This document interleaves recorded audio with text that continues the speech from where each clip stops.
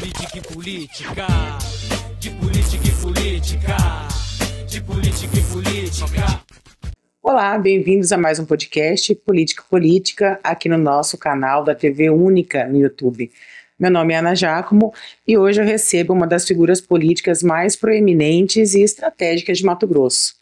Nosso convidado é o político com uma história que serve de bússola para muitos que iniciou sua jornada como migrante no interior de Mato Grosso.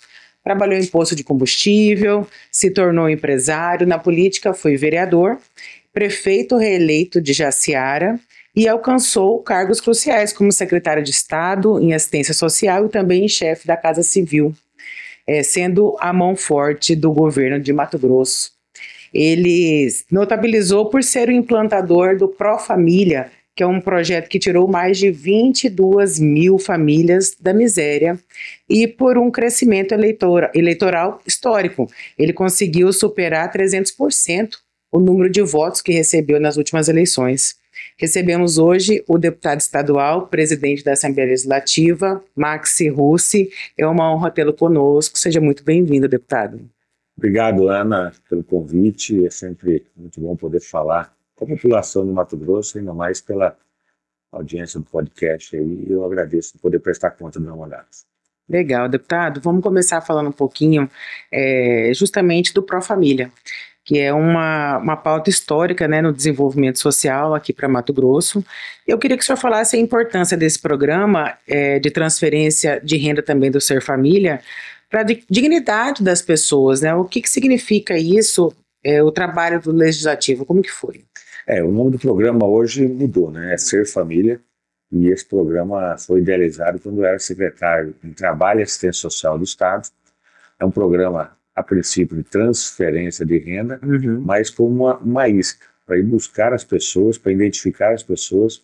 Nós tínhamos um grande número de famílias invisíveis que estavam fora dos cadastros da assistência social. Então a ideia é, através da agente de saúde, inclusive, buscar essas famílias, trazer para o programa, e aí dentro do programa, qualificá-las, prepará-las, buscar o empreendedorismo, buscar o microcrédito e fazer com que elas saíssem do programa. O sucesso do programa não era o número de famílias atendidas, mas o número de famílias que saíssem ao longo de um período de 2, 3 anos dentro do programa. O programa tem avançado bastante, mudou de nome, ampliou-se o programa. Eu acho que toda ação, todo projeto, todo programa que você faz, pensando nas pessoas que mais precisam, tem um impacto muito grande, tem um objetivo muito sério, muito nobre, e é importante a gente pensar essas políticas públicas que possam realmente dar condição às famílias mais vulneráveis do nosso estado. Quais são os critérios hoje, deputado, para quem está nos assistindo, quer participar e você falou assim, durante um tempo, a ideia não é que a pessoa permaneça ali muito tempo, né? Isso. Como que ela consegue sair dessa situação? Não, o critério para entrar é renda, né? Renda baixa, renda aí de, hoje, em torno de R$600 de renda familiar. Agora, como que ela sai do programa? Melhorando a sua renda. Como que ela melhora a sua renda? Se capacitando, e aí era obrigado, dentro do programa, a fazer pelo menos um curso de capacitação durante... Isso é obrigatório. Isso é obrigatório, isso é um requisito para fazer parte do programa. Porque é só através da capacitação, do preparo, da condição para essa pessoa, a essa família, para que ela possa sair daquela condição de vulnerabilidade. Porque realmente existe uma parcela significativa do nosso estado que precisa desse atendimento. Nós temos que buscar políticas públicas para fazer com que ela melhore a sua renda e saia desses programas sociais. Agora, falando um pouquinho de Assembleia Legislativa, o senhor foi eleito presidente com um duodécimo expressivo, inclusive aprovaram na semana passada já para 2026. A conduzir a casa, especialmente após já ter se destacado na presidência anterior, é uma gestão econômica de recursos muito grande. Como que você lidar com isso, além do óbvio que a gente vê, mas como que é para você trabalhar desse contexto, com tanto dinheiro envolvido, tanto deputado? É curioso, né? Acaba sendo um novo estilo de vida, né? Muda totalmente sua rotina. Como você lidar com isso? O serviço aumenta muito, faz parte daquilo que eu me propus a fazer, né? Tudo que eu costumo assumir, eu costumo pegar, me dedicar bastante. Não é diferente como presidente da Assembleia. Só um complemento. Chegou o orçamento na Assembleia na semana passada, deve ser aprovado nos próximos 60 dias, até o mês de dezembro. E o nosso orçamento, para quem está nos assistindo, veio mais de 400 milhões a menos do que seria direito da Assembleia. Mas por que mesmo? Porque a Assembleia não tem essa necessidade. Então, ao invés de nós fazermos uma devolução desse recurso ao governo do Estado, dentro daquilo que a Constituição nos assegura, em termos de índice, esse recurso já fica no Poder Executivo para fazer as gestões dos investimentos que tem que fazer.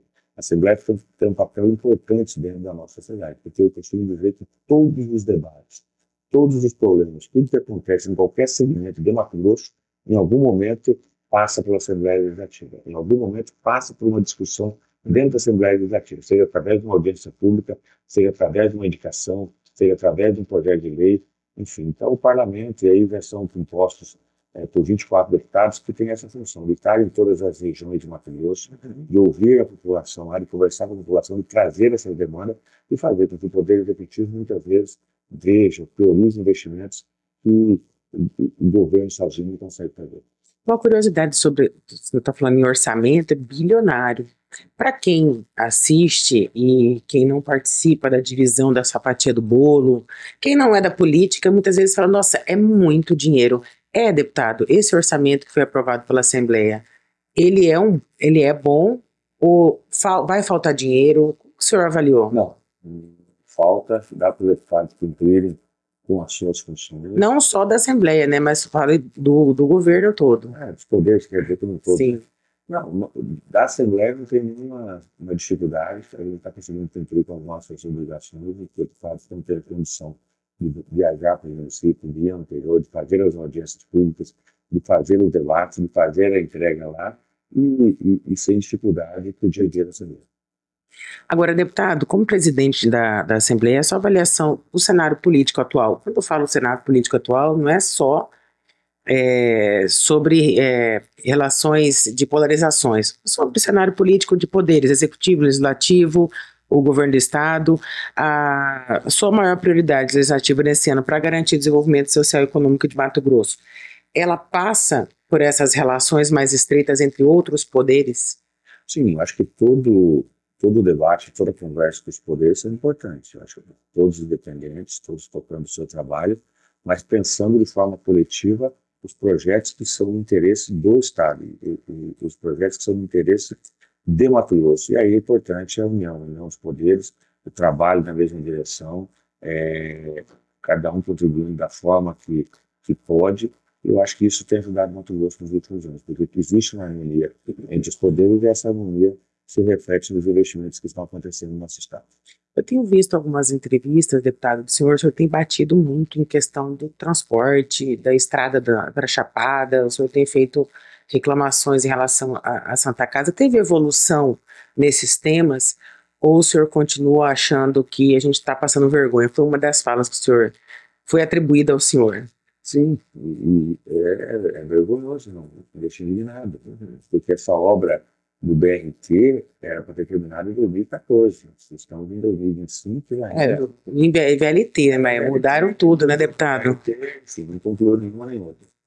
Foi o contrário, pegamos um grande dinheiro do BRT e perdemos esse dinheiro, meu, seu, quem está nos assistindo, e todo mundo.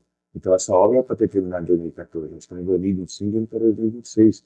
E nada impressionante, tanto que o trânsito incomoda. Mas perdão interromper o senhor, sabe o que eu já vi? O Uber, trabalhadores, eu fico feliz que esse trânsito é na vida do CPA, porque vocês, deputados, têm que passar por aqui. Então é um incômodo também para vocês. Não é um incômodo, mas incomoda todo mundo. A pessoa mais simples, mais humilde, ela tem que acordar mais cedo para chegar no serviço, ou sai do serviço e chega mais tarde em casa.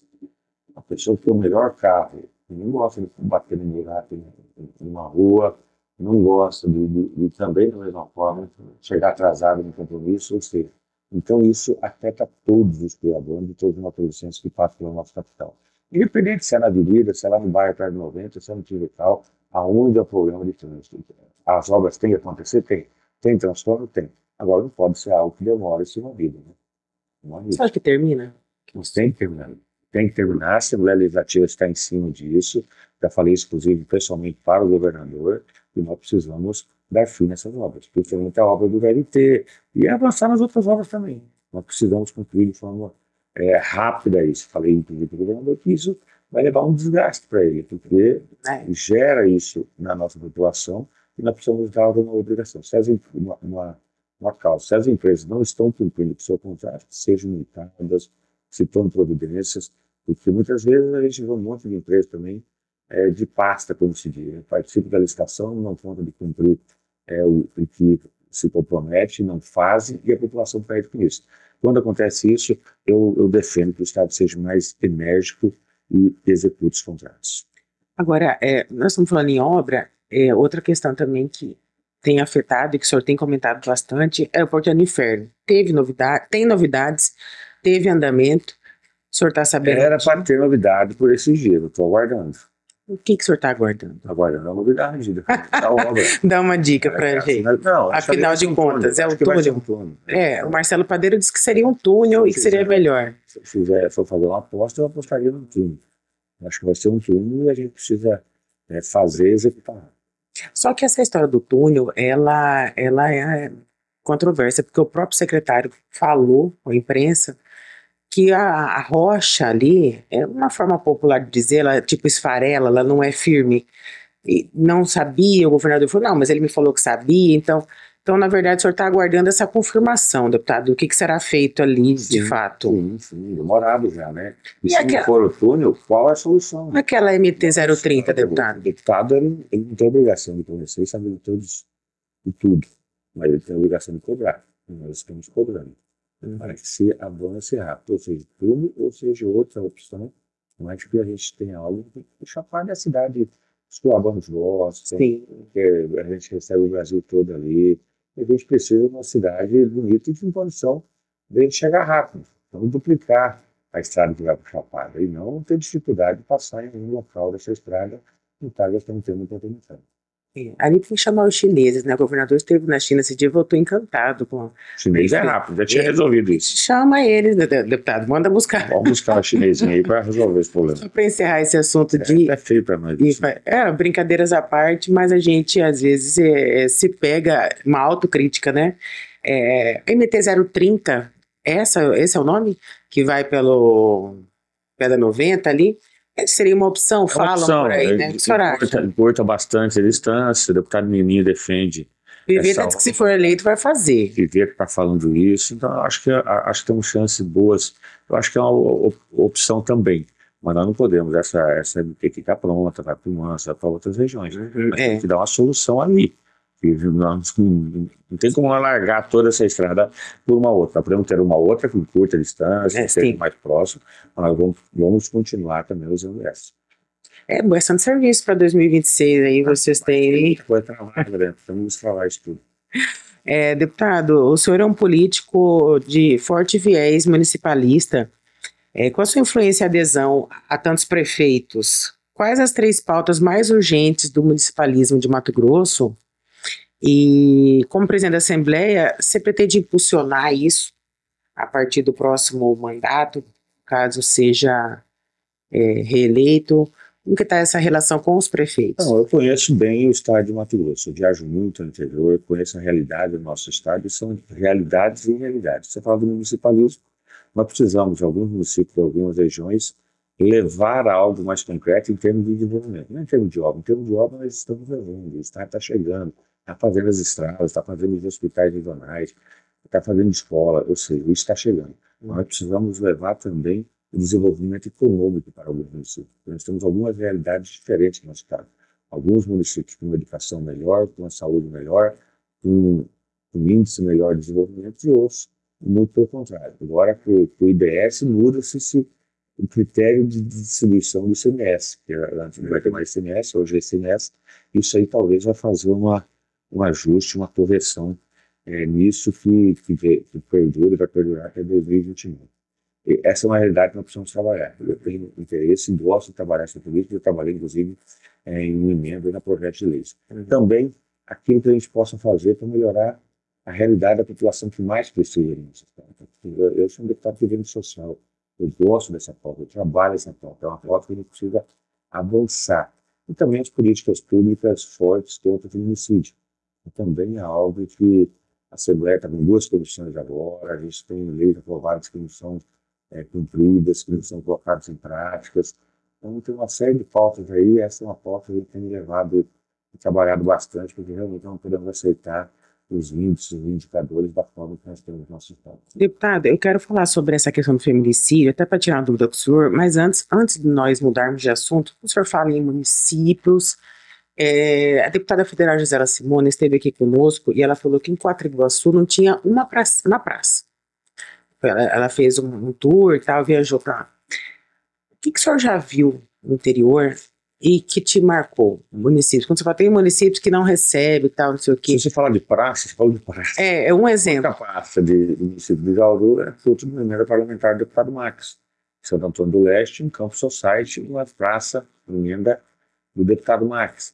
Ou seja, a gente vê muitas realidades diferentes no nosso estado, de regiões, de municípios. Como eu falei, alguns municípios têm uma arrecadação melhor, o agro chegou muito forte, consegue fazer entregas melhores, porque se o prefeito tem dinheiro é mais fácil. E tem alguns outros municípios com economias exauridas, uma série de dificuldades, até mesmo cultural, na sua população, que tem mais dificuldade de chegar ao desenvolvimento, de chegar aos benefícios, de chegar à qualidade de vida do povo. Porque às vezes a pessoa está nos assistindo e fala, mas por que não chega? Porque não tem arrecadação. Então, o que significa não ter arrecadação? IPTU muito baixo, tem poucas empresas, pouco emprego, então não tem dinheiro circulando na praça. Então, é um efeito cascata, né, deputado? É um efeito cascata. E esse é o papel também do deputado, né? Levar emendas, levar esse socorro, né? Eu trabalhei um projeto colocando que o incentivo fiscal teria que ser 10% para os municípios, a mais para os municípios com menor IDH. Incentivo fiscal significa que a empresa que se estabelecer maior tem uns descontos por estar gerando emprego e renda ali, né? Precisa mais. Outra coisa que o senhor falou é sobre as comissões O senhor quer mais um pouquinho de água? Pode trazer para a gente? Sobre o feminicídio. Leis que não são cumpridas. O senhor pode citar para a gente algumas, 1, 2 ou 3, não sei, que não são cumpridas e que, mesmo que inicialmente você já percebeu como presidente ali e deve estar participando também, que isso influenciou nesse número de feminicídio, Mato Grosso ser líder? São várias, e de vários deputados. Todos os deputados têm PNIs, meninas, brigas em bares e tal, as mulheres que se sentirem assediadas, o estabelecimento, dar o suporte, enfim, são uma infinidade de leis, mas quando a gente fala da efetividade das leis, a gente vê muito claro nesse caso dos consuminados. A Assembleia Legislativa fez uma CPI, aprovou através da CPI uma lei, essa lei foi vetada, nós derrubamos o veto, e depois essa lei caiu na Justiça. Se essa lei não tivesse caído, nós não tínhamos tido o problema que estamos tendo nos consuminados no estado de Mato Grosso. Então, por que eu falo, eu cumprimento dessa vez? Porque o parlamentar está lá na frente, está ouvindo a população, está ouvindo as pessoas, está conversando, está escutando. Quando você apresenta um projeto de lei, os meus projetos de leis, não é a cabeça do deputado Max, não, são ideias de pessoas simples, muitas vezes, que nos dão uma ideia de uma necessidade. E com essa necessidade, a nossa equipe jurídica, a gente transforma num projeto de lei e quando vira lei, o governo tem que... Mas esse lance do feminicídio, a impressão que eu tenho, deputado, vendo vocês falarem sobre leis e que não são cumpridas, é quem fiscaliza. Talvez esse seja o maior gargalo. Eu não quero dizer que o problema do feminicídio está nas leis. Eu acho que existe um problema cultural, existe muita coisa que a gente precisa trabalhar, enfim. Mas a gente precisa fazer alguma coisa. A gente precisa fazer esse debate de forma mais aprofundada. Porque os números são muito ruins para as mulheres, e ruim para o nosso Estado, e ruim para os homens, e ruim para todo mundo.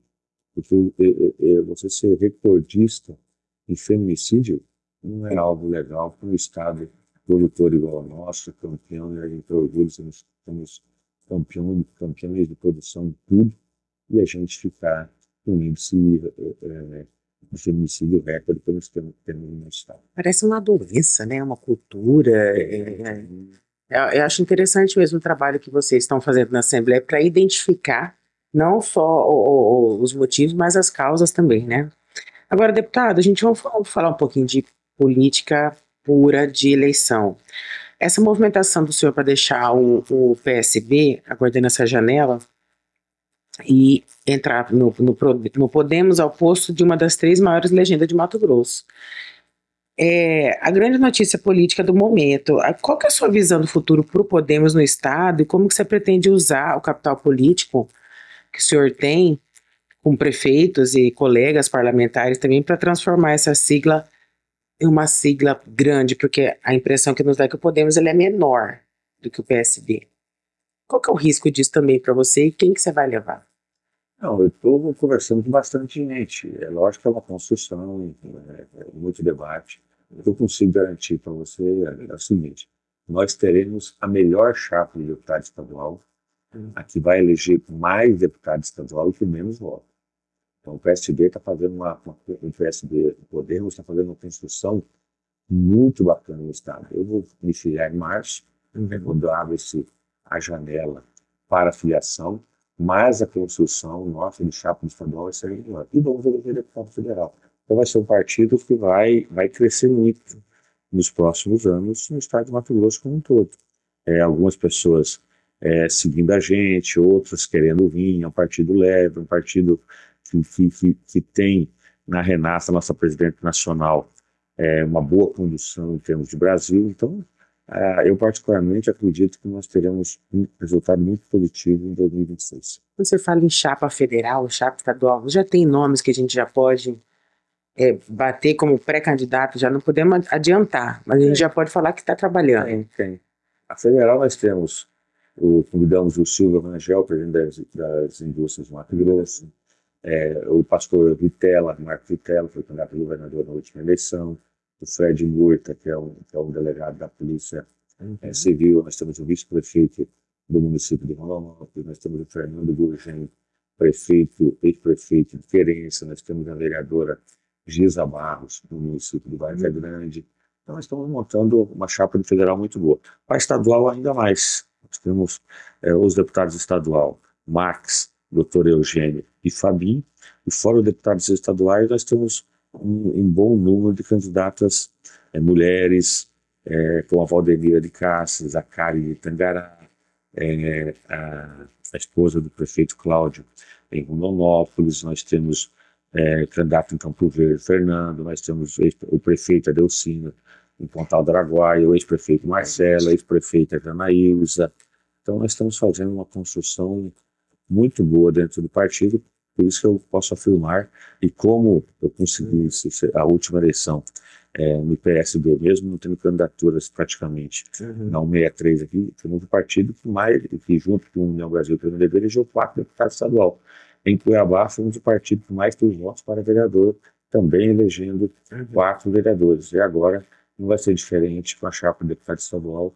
Vamos fazer a maior bancada na Assembleia e vamos eleger com certeza o deputado com menos votos dentro do nosso partido, porque nós temos candidatos em todas as regiões do Mato Grosso. Isso que é curioso e quero perguntar para o senhor: o Podemos, ele consegue eleger, na sua opinião, quantos deputados estaduais, quantos federais e quantos 6 votos precisa para ser eleito? Queremos eleger 6 estaduais e queremos eleger 2 federais. Quantos votos precisa para eleger 6 estaduais? Eu acredito que com 400 mil votos você consiga fazer 6 deputados estaduais. O grupo todo, né? Os 400 mil. 400 mil da chapa toda. É muito, deputado. 25 candidatos. É muito voto, hein? Nós temos uma boa chapa, é isso que eu falo. Principalmente de mulheres. Que legal. A janela partidária em março agora, ela é crucial, né? Essa mudança e dezenas de lideranças, incluindo prefeitos e vereadores, representam o golpe também no PSB, né? O que motivou essa decisão de deixar o partido, que o senhor já estava estabelecido, e fazer toda essa reestruturação, que é um trabalho, não é fácil? Eu gosto de fazer partido, né? Eu não tenho nenhuma reclamação do PSB, não tenho nenhuma crítica.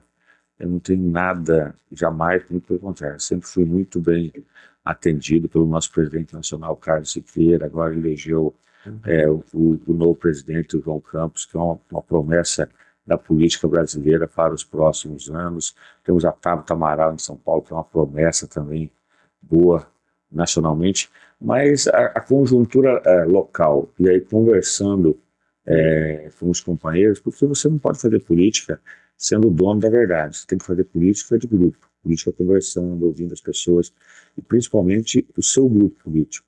E eu fui convencido pelo meu grupo político que o melhor caminho era aceitar o convite do Podemos. Eu tinha outros convites de outros partidos, mas aceitar o convite do Podemos, um partido que não tem praticamente nada no Estado. Eu tenho o ex-deputado Ulisses, que é o presidente, que é uma grande liderança. Isso que causou estranheza. Mas não tem não tem prefeitos, não tem vereadores, não tem grandes nomes no momento. Fazer uma construção do que ir para um partido já consolidado, onde eu teria dificuldade de levar o meu grupo. Então eu tenho muito mais facilidade de montar algo que está pequeno do que entrar em algo grande, que aí teria muita cotovelada, muita dificuldade. E o meu grupo me convenceu que o melhor caminho nesse momento seria o Podemos. Mas confesso mais uma vez, o PSB é um partido que eu só tive alegria dentro do partido e vitórias. Porque entrar num grupo maior é muito cacique para pouco índio, né? E não é fácil lidar com essa fogueira também de vaidades e possibilidades. Né? Eu sou muito conciliador, então eu não gosto de onde tem muita divisão. Eu gosto de conciliar, eu gosto de somar. Olhando para as eleições de 2026, o Podemos se posicionará como um partido centro, o senhor estava falando comigo aqui sobre isso, com alta capacidade de articulação também. Você considera que um candidato natural ao cargo majoritário, você poderia ser um candidato, um governo, um senado, ou a vaga da Assembleia inegociável? O que você sonha? O que é seu desejo e o que é possível e o que é sonho? Existe uma diferença, né, deputado? Eu acho que é o seguinte, quem está na política, não querer disputar cargos maiores que tem condição de fazer mais, tem que sair da política. Eu, quando fui vereador, eu falei, como vereador eu indico, eu peço, eu tento, eu corro atrás, eu não consigo fazer. Como prefeito eu não consigo fazer. Por isso que eu fui candidato a prefeito e consegui em 4 anos fazer muita coisa. Criei distrito industrial que não tinha. Na Ilha Seara, né? Eu coloquei vagas de creche, coloquei escola de período integral, coloquei 100% de saúde da família. Enfim, fiz um grande centro de eventos dos melhores da região. Fiz muito como prefeito. Eu não conseguia fazer como vereador. Vinha a Assembleia Legislativa. Lógico que eu tenho vontade de disputar um governo do Estado, uma eleição majoritária. Mas é aquilo que eu falei um pouco antes. A gente tem que escutar o nosso grupo, o momento certo de uma disputa. Nesse momento, eu preciso ser um bom presidente da Assembleia. Se eu for um bom presidente da Assembleia, se eu fizer entregas importantes, se eu ajudar a desenvolver o meu Estado, ajudar a diminuir as desigualdades nos nossos municípios, com certeza eu estarei respaldado e preparado para disputar qualquer outra eleição de cargo maior. Eu costumo colocar tudo nas mãos de Deus e tenho certeza que eu vou preparar o melhor para mim. 2030, a próxima eleição? 26, 28 prefeito e 30 novamente de deputado e governador. Para prefeito, o senhor tem a coragem de se candidatar a prefeito de Cuiabá? Essa bucha é fácil? Já dei uma contribuição como prefeito. Olha, não é fácil. Cuiabá passa por várias situações. A Bíblia, inclusive, está trabalhando bastante e está tendo muita dificuldade também. Então era bom o senhor fazer uma avaliação. Não, eu diria que a minha eleição de deputado, se tudo der certo que eu dispute a eleição de deputado no próximo ano, será a minha última deputado estadual. Não tenho mais vontade. Essa agora? Essa próxima, a próxima. Eu quero dar mais uma contribuição, acho que eu posso contribuir ainda bastante, mas aí eu quero galgar algo diferente, um outro espaço na política diferente da Assembleia Legislativa. Já terei vencido enquanto deputado estadual. É isso aí, deputado. Última pergunta, nós estamos chegando aqui no final do nosso podcast. Obviamente, poderíamos bater um papo. Deixa eu te falar, o senhor tem vários compromissos, mas o espaço está sempre aberto e nós temos muita coisa mesmo para conversar.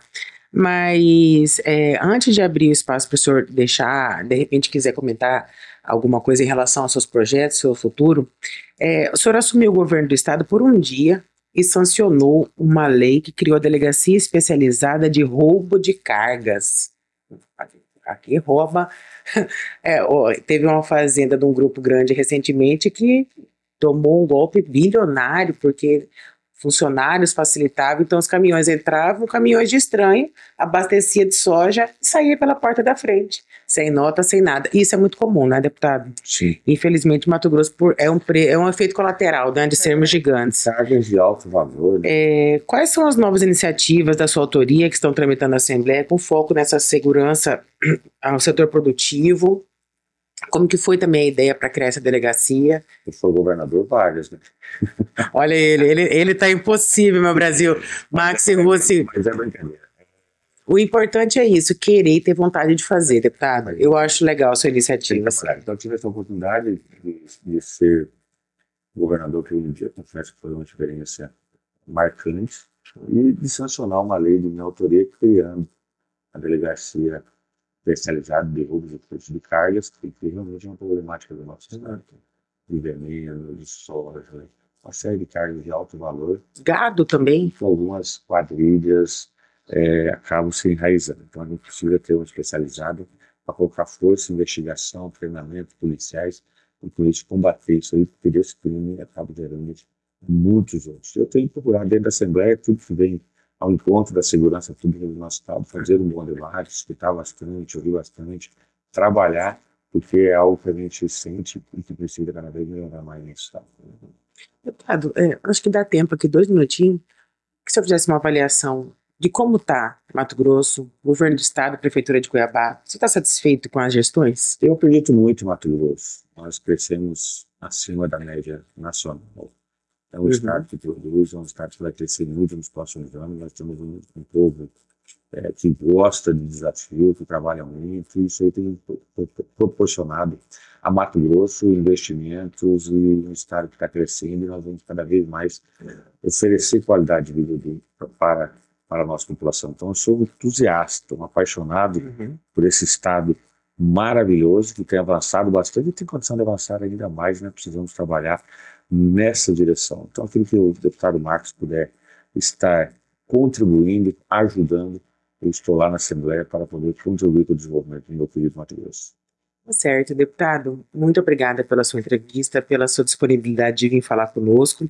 Também quero deixar um espaço para você deixar uma mensagem para quem está nos assistindo, deixar um recado para os seus eleitores e desejar sucesso na sua jornada, porque é muito trabalho. Só quem vive, quem vê, gente, o secretário de comunicação da Assembleia esteve aqui, Coronel Henrique, ele falou assim, se vocês imaginassem quanto trabalha um deputado, enquanto nós estamos viajando, enquanto a gente está dormindo, descansando no final de semana, vocês estão viajando, estão correndo, né? É assim mesmo? É assim mesmo. Eu agradeço a oportunidade a você, a Lucia, pelo convite, né, a grande audiência do programa. E falando nesse ponto, esse final de semana mesmo, quinta-feira estava em Cocalinho, fazendo uma reunião com os produtores, falando sobre as áreas úmidas do Araguaia. Na sexta-feira, eu estava almoçando com o prefeito de Querência, reunido também com produtores pecuaristas do leite ali, falando sobre algumas coisas do município de Confresa.